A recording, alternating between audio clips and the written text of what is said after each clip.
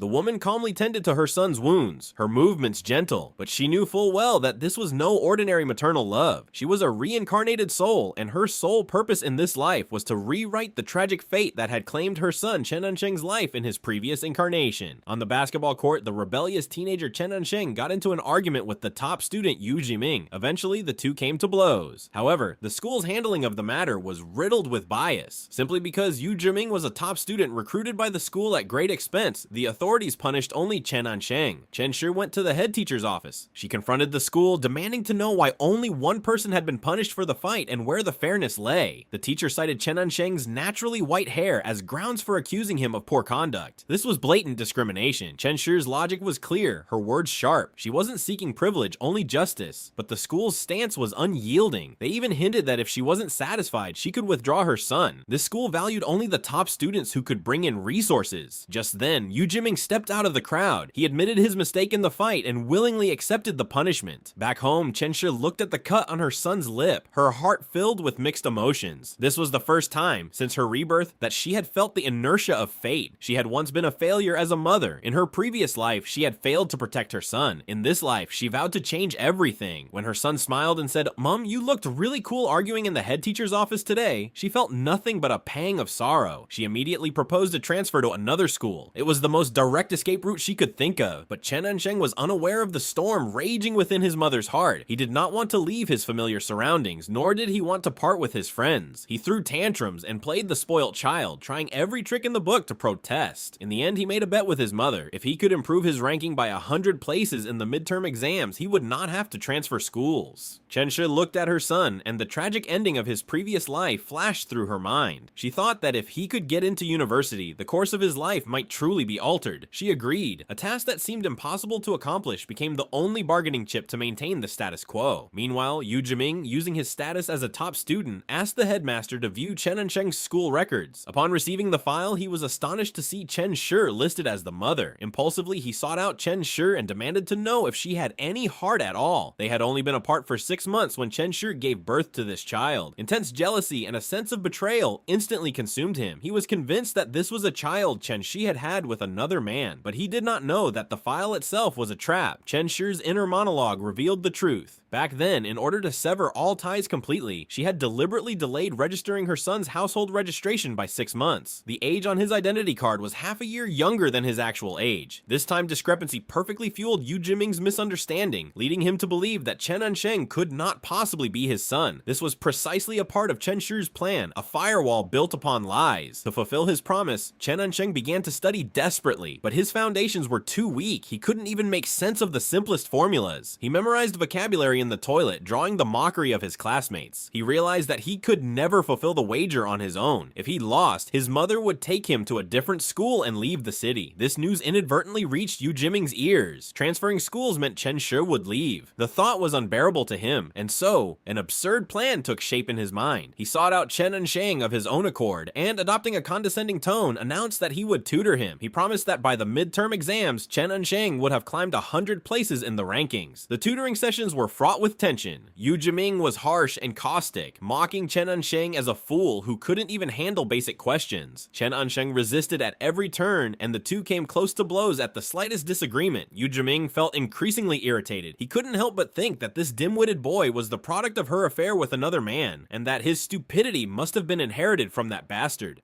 Chen Shi soon caught wind of their secret tutoring sessions. She burst into the fast food restaurant and saw her son sitting with Yu Jiming discussing trigonometry and analytical geometry. She instinctively sensed danger, forcibly dragged her son away, and forbade them from having any further contact. She was afraid that if these two grew too close, it would trigger the future she dreaded most. Yet the pull of blood ties proved far stronger than she had imagined. In the fast food restaurant, Yu Jiming and Chen Ansheng were surprised to discover that their eating habits were remarkably similar. Neither dipped their chips in ketchup, and both thought coriander tasted like soap. The two teenagers, who had previously been at loggerheads, found common ground for the first time. After their tutoring session, they went to the arcade. Chen Ansheng had intended to redeem himself in the fighting games he excelled at, but Yu Jiming once again crushed him. This man was not only unbeatable at his studies, but also a top-tier gamer. Amidst the repeated sounds of KO, the rift between them quietly began to melt away. When Chen Ansheng ran out of tokens, Yu Jiming even generously bought him a whole box, letting him lose to his heart's content. In the midst of this fleeting joy, Chen Shi spotted a father and son at the next table. The father was patiently teaching his child how to play the game. The smile on Chen Shi's face froze instantly, and her eyes welled up with tears. She was reminded of the fatherly love Chen Ansheng had been deprived of. Chen Ansheng and Chen Shi, noticing Chen Shi's reddened eyes, hurriedly ended their game, trying to hide their inner turmoil. Chen Shi's plan was spiraling out of control. She had strived to keep the two apart, yet fate, in a most ironic twist, was drawing them ever closer. This father and son, forcibly torn apart, were now reconnecting as arch rivals and teacher and student.